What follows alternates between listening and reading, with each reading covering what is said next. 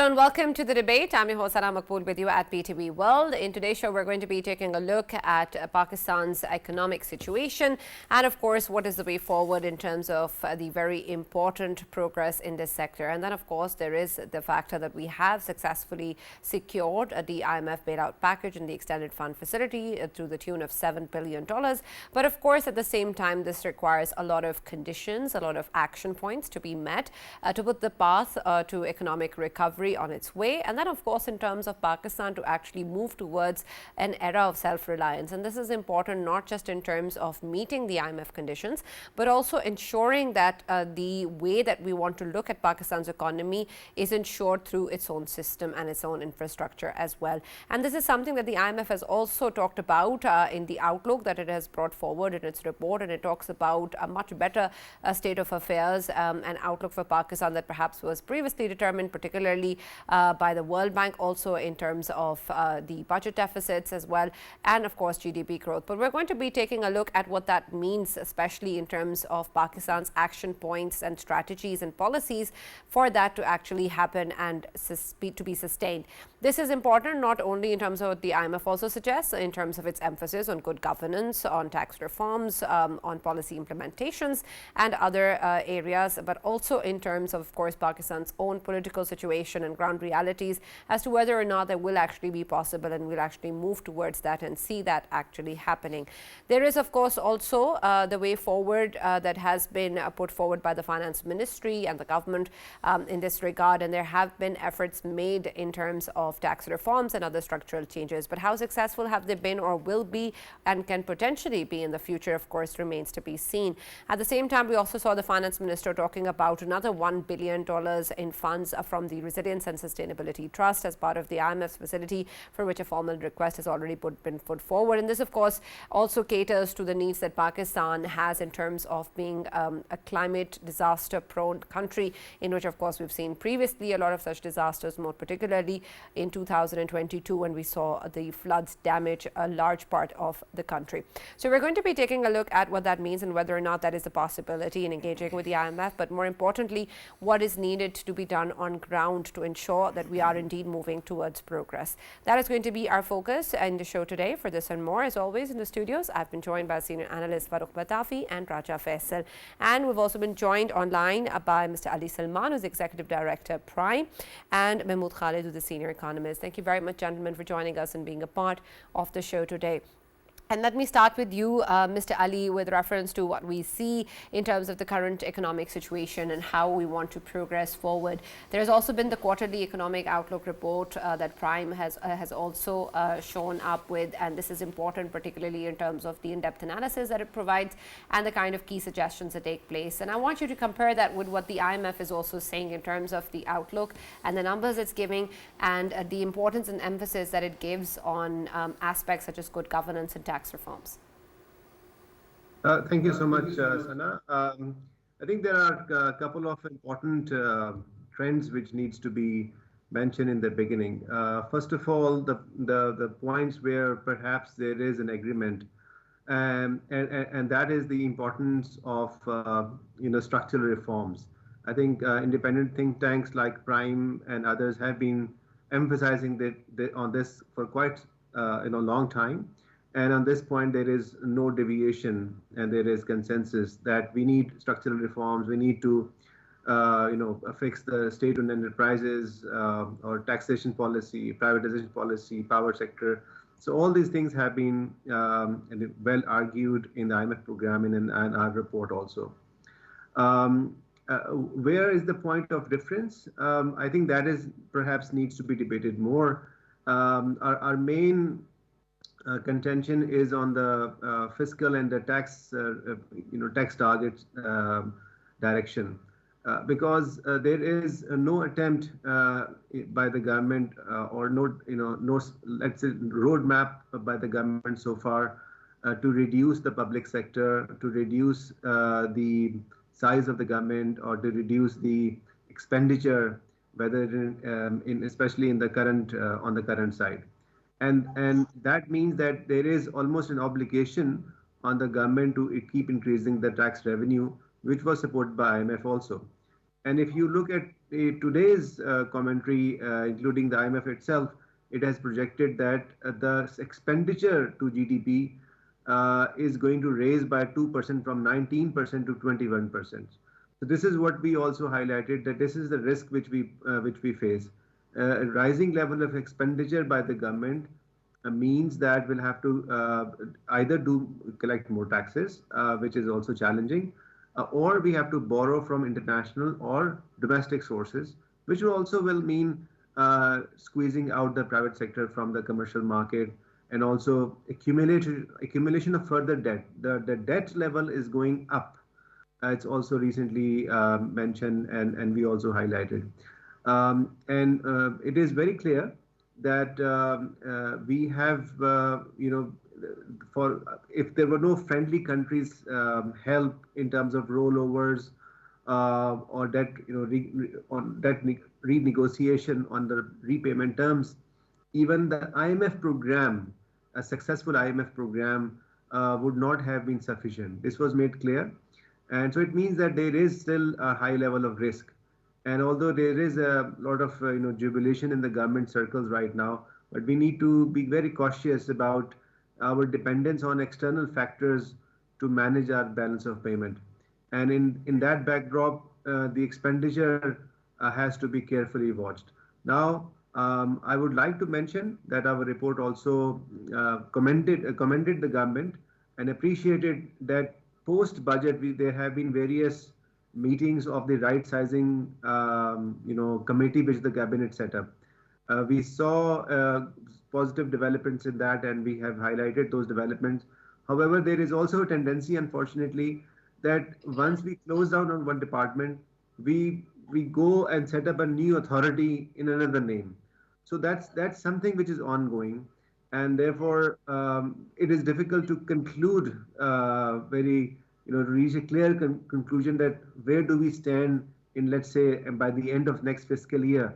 Will be having a smaller government or lesser footprint of the government or greater public sector? That is the key question and the key challenge which the government faces. I think we will be watching these developments with the time. Absolutely. Mahmood Sahab, I also want your take on that. One of the key areas that Ali Sahab was emphasizing on is in terms of expenditures. And I understand that tax collection or with reference to our bilateral engagements or debt rollouts is an option, of course.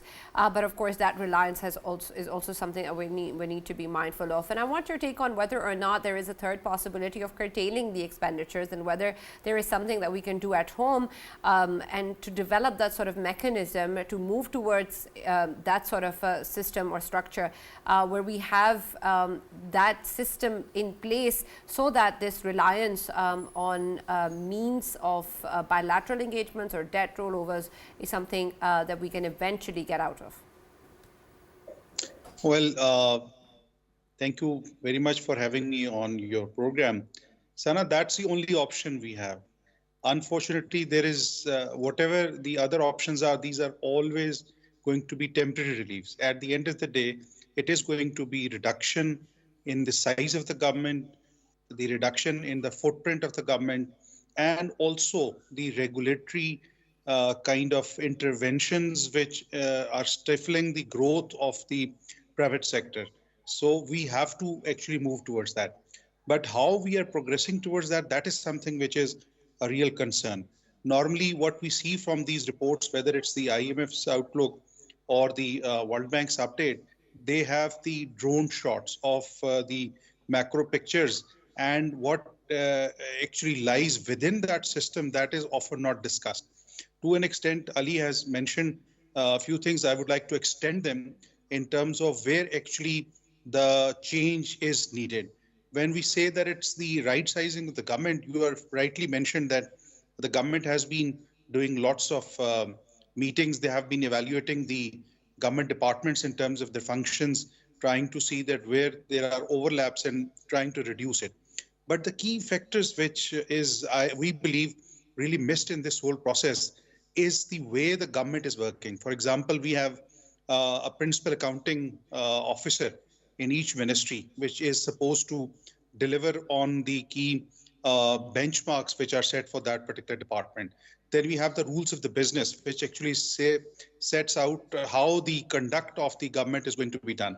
And to a broader extent, the Public Financial Management Act 2019, which actually spells out that how the financial management on the government's perspective is going to be done. So until unless these regulatory as well as the laws which actually govern the business of the government are not set right, not just in terms of how they're implemented, but also developing the capacity of the government to integrate with them, we would not be able to see the real outcomes. And as Ali has said, that maybe at this point in time, we are happy because the things are moving in the right direction. But after some point in time, we have to really think over that, is it just another set of reforms which we had been doing in the past, but not getting to the right answers? Even if you look at the history of the reforms, we had many on the taxation side. We had plenty of committees which were set up. Lastly, the Issue the Sense Committee on how to right-size the government. But eventually, we are seeing more and more government departments being created, and the feel or the need of the government to expand itself, that is something which is really worrisome. So we have to go a bit down. We have to delve into the business of the government and then see whether that change is going to long last in a sustainable manner or not. Right, absolutely. Thank you very much, Mahmood Saab, for joining us and being a part of the debate today. Mr. Ali, I'll come back to you in terms of another aspect that was highlighted by the finance minister, and he talked about another area in which a formal request has been put forward to the IMF, and that's the Resilience and Sustainability Trust, and another $1 billion is being asked on that. I understand, of course, there's another avenue, and there's a lot of emphasis in terms of strategy and structures that need to be done at home, but just if we look at the issues, especially with relation to climate change disasters and climate-induced issues that Pakistan has, do you think that this additional fund is going to help us in order to mitigate that?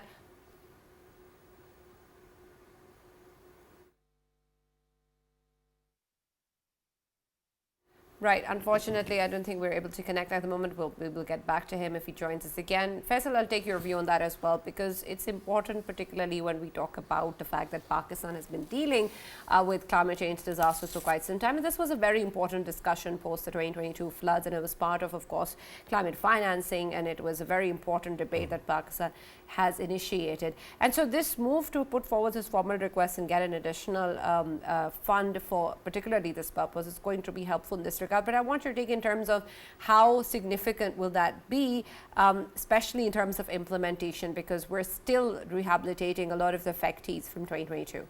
Yes, Sana, that's very important. And of course, when you talk about floods, of course, people at large in two of the provinces, especially Sindh and Balochistan, they have been hit very badly, and economic costs, they were more than $30 billion when it comes to, of course, rehabilitation of them, and the government putting all of their funds, provincial government as well as the federal government, they had to, of course, divert the funds towards their well-being, number one, and number two, rehabilitation. And that rehabilitation is still a continuous process, and that requires the funds. And when we, of course, talk about giving Pakistan ease in this context related to climate change, of course, Pakistan is a country that is one of the worst hit countries from climate change, global warming.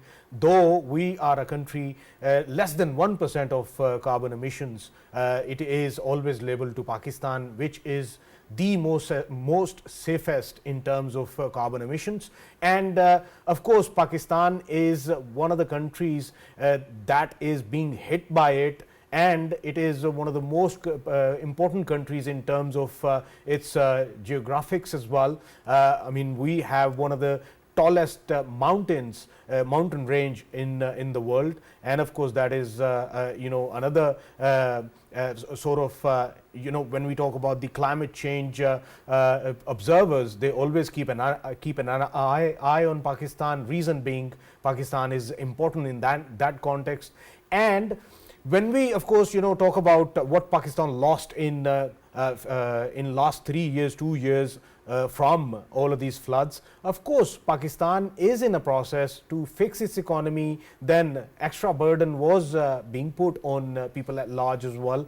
Of course, to keep a balance in all of the losses which were made and rehabilitation of the people and losses of the economy. And when it comes to improving the economy, the steps which were taken, they were very hard to take steps, but still Pakistan did that. IMF has given an indication that they are, of course, they do believe that Pakistan has a right to have that compensation. And I shouldn't be as a Pakistani seeking help from the from IMF or from World Bank. It is the climate justice which is being sought by Pakistan. Reason being, of course, Pakistan is a country which that is being hit by it. And overall, Sana, when we talk about economy itself, I mean, earlier we were talking about the trust factor. On Pakistan's economy, the trust has been built, and in recent times we have seen that trust. IMF deal was one of the factor, and now we can see that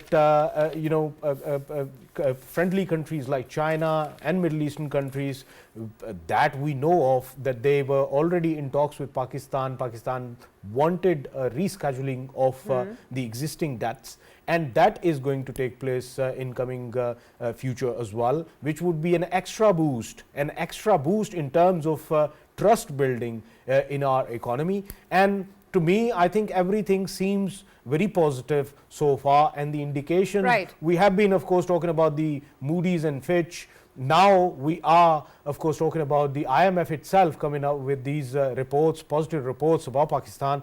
And now I think the next step would be to, of course, further fix the economy, as well as the process of rehabilitation which we were which was initiated after the floods. It can be boosted as well. More of the people, if they get facilitated by this rehabilitation, of course they will become part of the economy as well, and ultimately it would be a positive sign for Pakistan's economy. Right, absolutely. And Mr. Ali Salman, I want another take from you, particularly when we talk about the way that Pakistan can actually move forward. Recently, we've seen that the SCO has taken place, and the BRICS summit has also happened.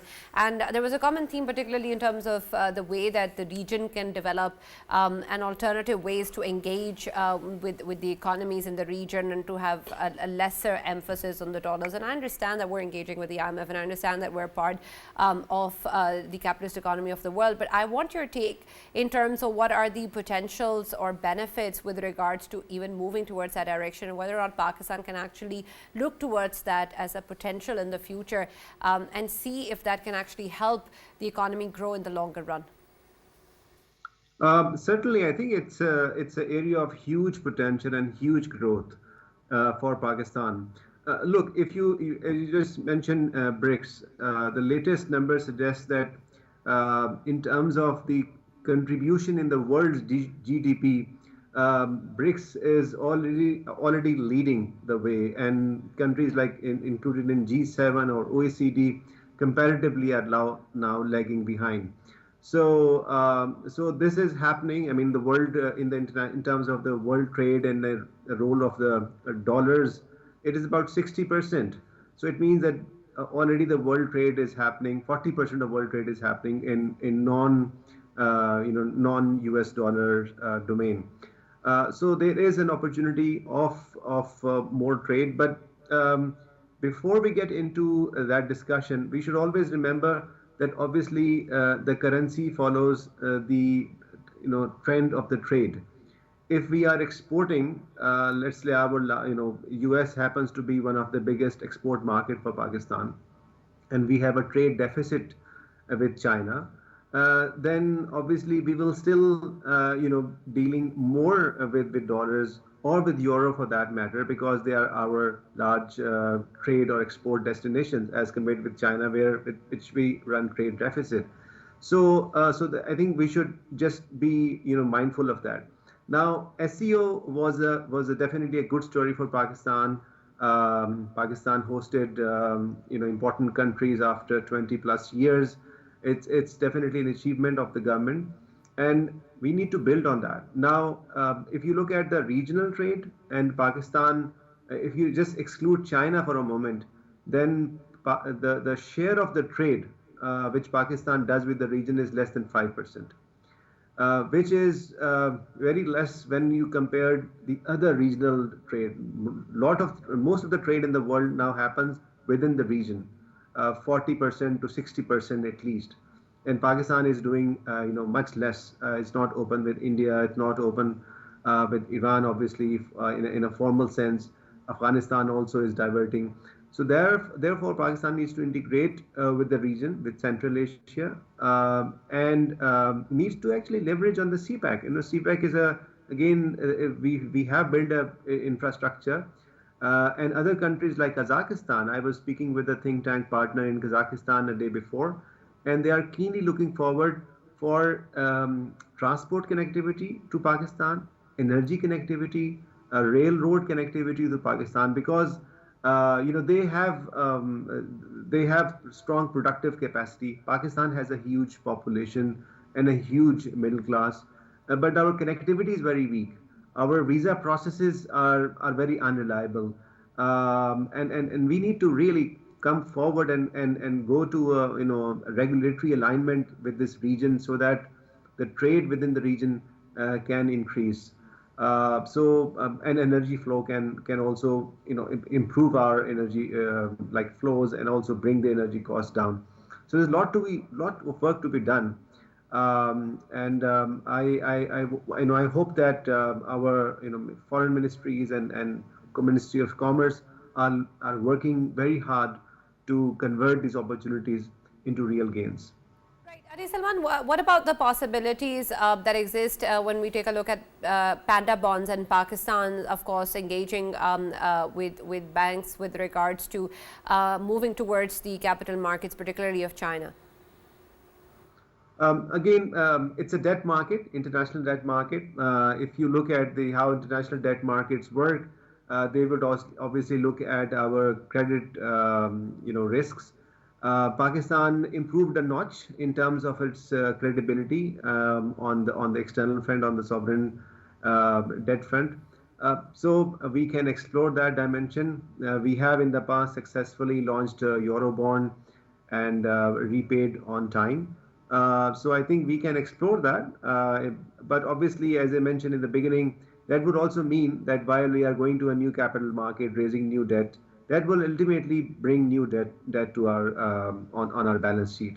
So there is no harm in engaging with the debt transactions if we can link the debts with infrastructure projects or with projects with at least some levels, at least let's say 1% of positive economic return when you compare it with the cost of the borrowing.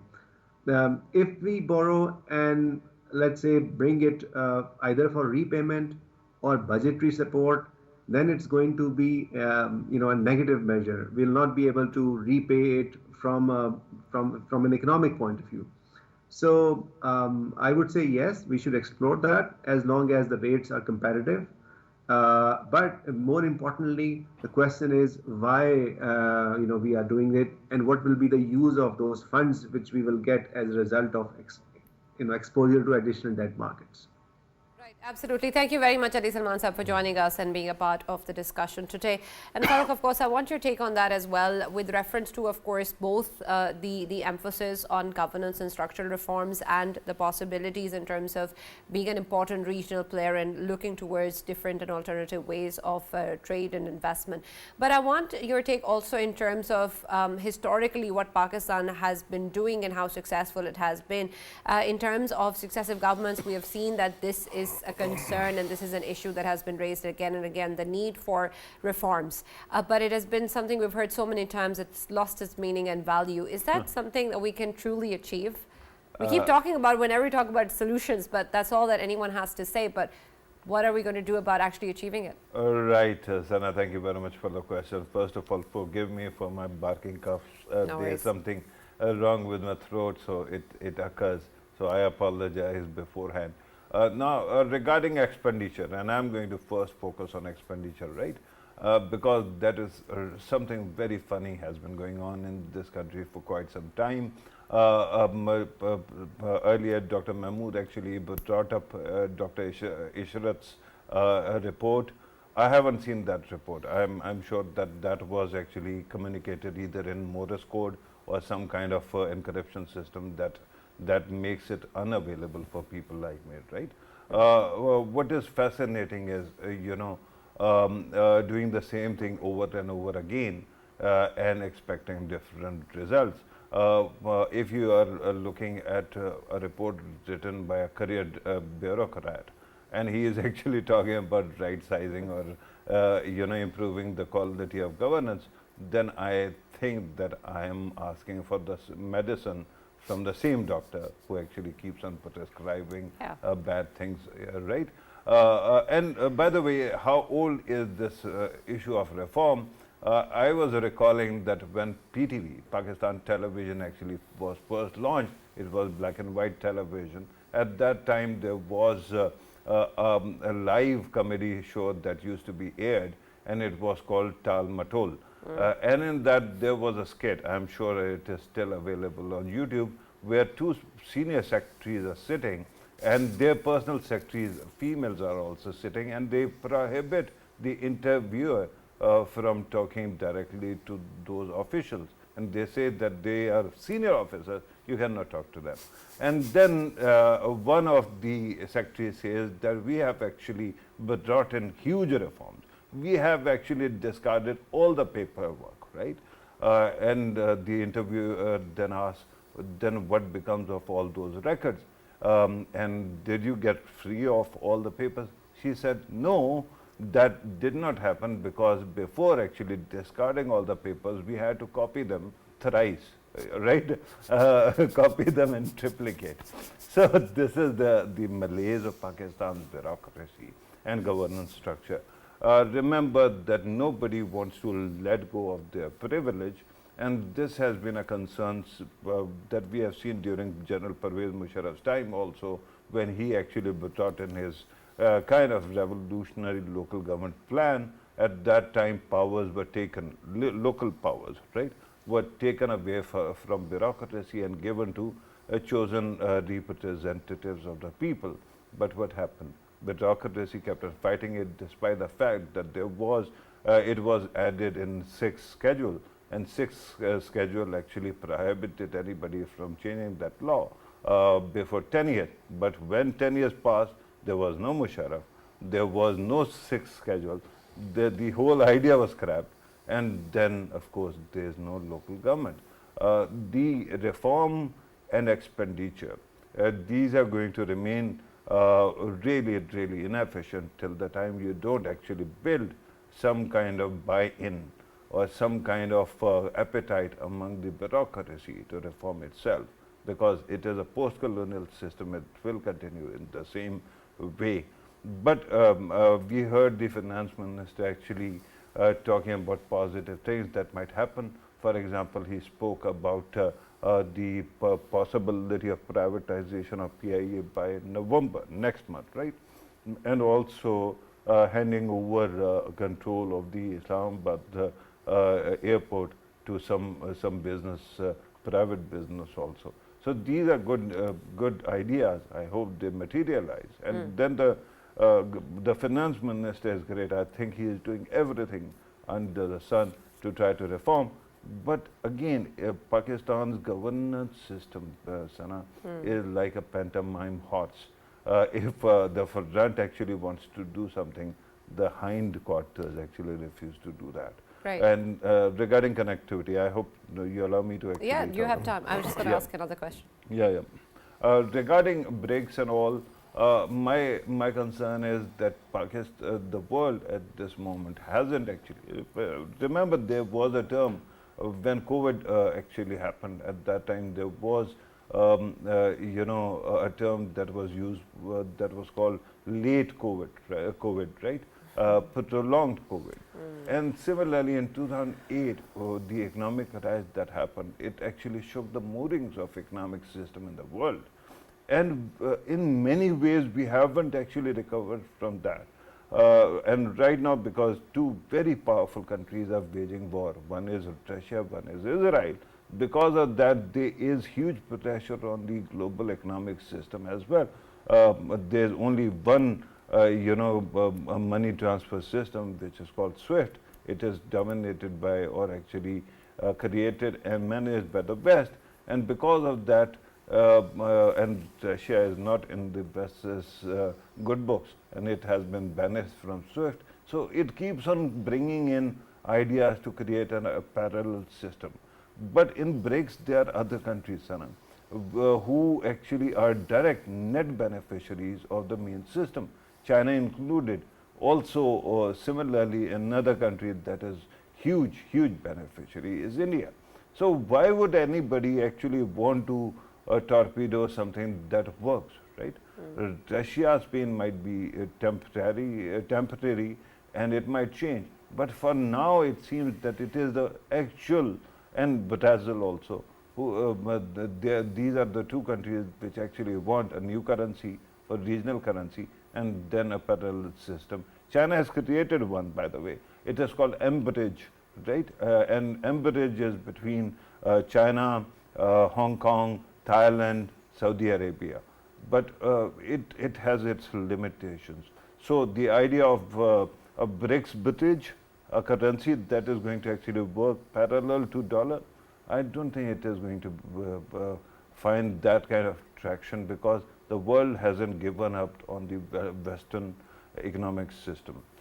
Pakistan should be everywhere, I think. I keep on saying that the mark of diplomacy would be if in every room Pakistan is present, and even where they are actually plotting against Pakistan, there should be somebody at least who is there. So in economics also, I think that it is important that Pakistan, if other countries support, Pakistan becomes a member of BRICS, but it doesn't mean that it has to divorce the Western system, because it is helping us and it is holding our hand even as we speak. Right.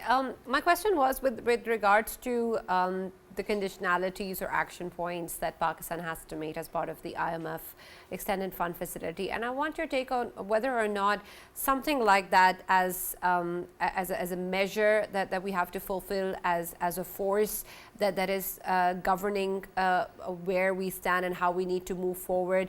Does that help in any way in terms of enforcing the implementation of certain policies, certain measures and reforms in ensuring that they actually do happen? I know that we haven't really completed EFFs in the past, except perhaps one, if I'm not wrong. Yeah. But otherwise, isn't that something that actually enables the country to force itself to move in that direction? Right, Sana, if you actually pick up one of the leading papers of today, that is Dawn, right? And in that you will read a column by Khurram Hussain, who has actually talked about the relationship between the independent judiciary and our economic policies, right? Because after the lawyers' movement, the kind of sabotage that has gone on from the superior judiciary towards economics and foreign investment is huge, right? I understand that when it comes to IMF's recommendations, sometimes they happen to be all over the place. Don again has written an editorial on that as well. But the point is, they still are the best doctors available, and whatever recommendations they are giving you has to be adhered to, right? Otherwise, you create a better plan, and then you go back to them and say, look, we have got a better plan. Earlier, it was mentioned that Pakistan's debt to GDP ratio has increased. So on one side, we have seen statement coming from the finance minister that Pakistan has actually is approaching or has actually introduced the idea of reprofiling Pakistan debts towards China, and there has been some positive indication, right? But my concern is that in debt to GDP ratio, we keep on looking at the wrong side. We keep on looking at debt, not GDP, right? Remember that America is the most indebted country in the world. Japan is second or third, right? And these are the biggest economies of the world. But what do? Their GDP keeps on growing very rapidly. So with that kind of space that you have got, you can always take care of your credit also. Credit is not bad, loans are not bad. So reforms that are recommended by IMF, they are all welcome, and I hope that they actually materialize. But I see systemic bottlenecks. I brought up judiciary's issue. I mean, how many examples do you need? Karachi steel mills, which actually started large movement, then Ricodic, then Karke, and umpteen others, right? Those judgments, only judiciary's oversight, and then LNG also, their oversight, their mistakes actually caused us so much problem. And similarly, our systemic bottlenecks elsewhere as well. There are terrorists who are try to attack Chinese investments. Similarly, other elements also. So you'll have to find a way to actually create a space that your local infrastructure can be managed through foreign investment, and then your economy is actually going to stabilize.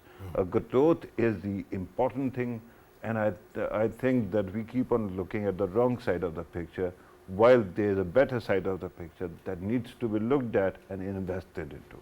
Yeah, right, Sana, absolutely. Sana, Yes, I wanted to mention, I mean, it was so good listening to, as always, listening to FARRUKH on economy. Yeah. Because we keep on saying, me and Sana, we keep on saying that when it comes to economy, of course, we have a pro with ourselves sitting next to us, FARRUKH, but he keeps on denying that, But No, I'm no pro. But I wish you would have called bro rather than pro. Pro. We were calling that before the show started. I think there are lots of things we need to learn from Bangladesh as well when it comes to especially the cotton side, the cotton production and the production related to garments. They have excelled and they have actually learned from the Western countries, their demands, and they have fulfilled their demands, and with the time they have renovated their factories with up-to-date machineries, and they have been, of course, upgrading themselves with the time, and that's how they boosted one of the sectors of their economy. And I think there is a lot to learn from Bangladesh, and I'm pretty much sure Pakistani the people who are sort of attached with the cotton side, they are having a contribution in Bangladesh as well. But when it comes to, of course, putting ourselves back on track in terms of this industry, we have a lot to learn from Bangladesh. And Pakistan and Bangladesh, both of the countries, they can actually join hands and they can provide with the quality products for the Western countries. I mean, I always say, whenever we go to the Western markets, either you see made in Pakistan or you see made in Bangladesh. And believe me, both of them, they are quite similar in terms of, texture, in terms of the quality. But of course, with time, Bangladesh has improved more, and we have to accept it. When it comes towards the IT sector, of course, IT is something which I always highlight, and of course there is more room to gain out of it. Right. And in terms of this idea of working from home, it has provided Pakistan with an extra opportunity to, of course, cash on that as well. Especially, unfortunately, you can't do that. No, especially when it comes to females, a country like Pakistan, where majority of the females, they don't go to work because their families still consider it as a taboo of a female going out for a work. They can sit at home and they can work from home, and that would actually provide them with the same sort of salary which is being earned by Right, there are challenges that exist over there as well. Very quickly, Farrukh. Right, very quickly, I just wanted to actually point out that when you talk about Bangladesh, Bangladesh's story will not be complete if you look at the relationship between India and Bangladesh, because middle income trap in India has actually created the opportunity for Bangladesh to go in and invest in the poorer sectors that are there. We don't have that kind of capacity. Unfortunately, we keep on importing wrong kind of machinery. We have done that. Our industry is usually embodied, and it is capital intensive rather than labor intensive. True. Where labor should be given more jobs. Regarding IT, I tell you one thing. If you are actually using ChatGPT, and if you have actually used the latest model, that is 01, you will notice that now the age of coding is gone. Now machine can do everything. Right. So IT sector, bye-bye Tata. You have lost that opportunity. Right. It is not there. Thank you, Farrukh, and thank you, Faisal, for joining us and being part of the debate. As always, that's all we have from the show today. We'll now see you tomorrow.